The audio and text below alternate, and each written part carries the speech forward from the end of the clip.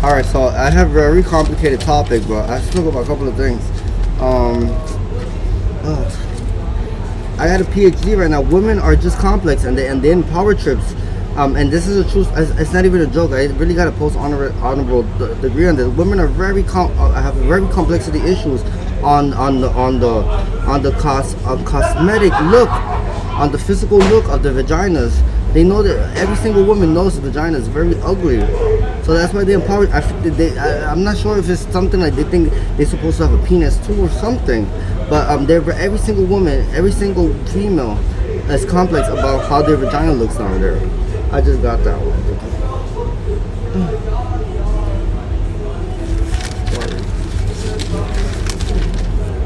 Wait, hold on. What's the name of this? That's a fake. All right. All right. So I want to talk about Megan Terhune's family. You know, Megan is a very, very good girl, but we don't know what's going on with her. She used to be normal. I found her dad. You know, he's living with his partner Eric Delton. His new partner for 8 years. You know, his new date of birth for his dad. Do I have his new date of birth? All right, I have it here. You know, okay. It's 1/2/64, his partner's date of birth, so we have to make his date of birth first. Megan Terhune is going to get better again. She has SNPs, Down syndrome. It's a temporal Down syndrome. I call it SNPs, Down syndrome. It's SNUPS. People who have SNPs, Down syndrome, when a parent is not present because they did a very, very, very bad thing to their parents. It could be something, and she stole the keys from his job on January 2, 2007 at 7:27 p.m. from his work, to give it to a boyfriend, a 17-year-old from Plainfield High School, from 724 Dander Street in apartment 2. He still lives there with his parents and a brother and sister.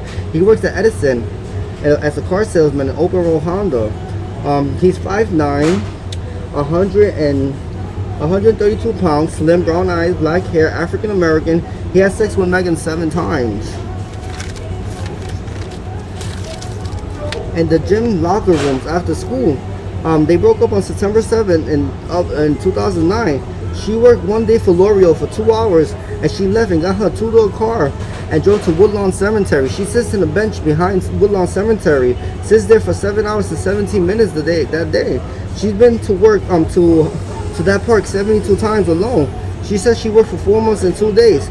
She told David and I, they caught her shooting heroin in the bathroom at L'Oreal in Clark, New Jersey, and they fired her. She was going every day while work was to McDonald's in front of the Fordham Prep and Fordham University campus and the DMV by White Castle and everything, by the front of the Botanical Garden Bronx. She sits there from 7 a.m. to 2 a.m. She sat there. She felt the safest there. 2 children. Her 2 children have the same father. It's not Mr. Echeverria from Argentina. So his family's from Argentina. The real father of those 2 children is David Anard, Anard. That's it, the D. 7/1/1992 is his date of birth. He's a resident of Lansing, Michigan. He was born and raised in Homedale, New Jersey. He moved with his family to Lansing on April 2021. He's a lifelong Republican. They had sex 72 times from April 7, 2017 to September 1st, 2019. He does not know she has children or if she was married. He works at a food pantry in St. Anthony's Presbyterian Church in Lansing, a 32-year-old. He has a Citibank account, a checking account of $72.18 and a savings of $702.12. I'm denouncing, I want to denounce and I want to ask everybody coming to denounce women in our military branches. Many presidents had the same experience, and I had experience today that the gentleman took care of it. I don't mention names or anything, and she's not allowed to serve in the United States Army anymore. That's one of our people who she's from Philadelphia. She gave me very bad, dirty looks and everything in uniform, and that was very, very disrespectful for who I am. And it was the most disrespectful thing I never received from any military member. But the women are not the ones to feel passionate for this nation. They want to say that they're stronger than men, and they're more adaptable to this job because they want to show us that they're stronger, we're weaker. And it's not about being. We'd rather be weaker because you guys, when you take a policeman job, a policewoman job, or a branch in the military, you guys show that you have no compassion and feelings, and you have to have emotion, feelings, and compassion to fight for our nation, and to fight for our borders, and to fight and to make our families and our nation and the people around our nation proud, and the president proud, and everybody is. Yes, we have to. Yes, we are sissies. I don't care. That's how, trust me. We have to put in our emotion and passion in order to fight for what's right and fight for our people and keep our people safe. That's the whole point of it. That's the whole point of our military. To put all our emotions there. That does not make us weak. That makes us strong. Women have the wrong idea of a authority job or a military job or fighting job. Trust me, it's all about the emotion. It's all about the feelings. It's all about the passion. It's all about the heart and soul and the head and everything. It's all about the blood that drives you through your veins. That's the whole point of fighting for what's right.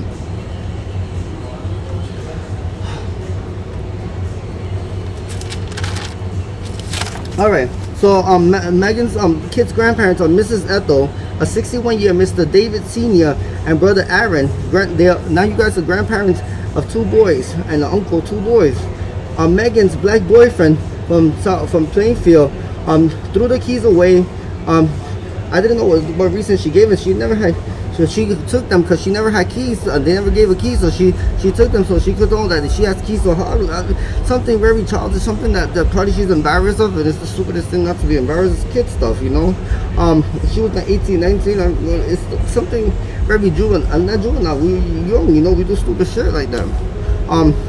Megan, she was dating. Megan's mom dated a 72-year-old man for 7 months and 2 days. She moved with him, and he passed away for cardiac arrest.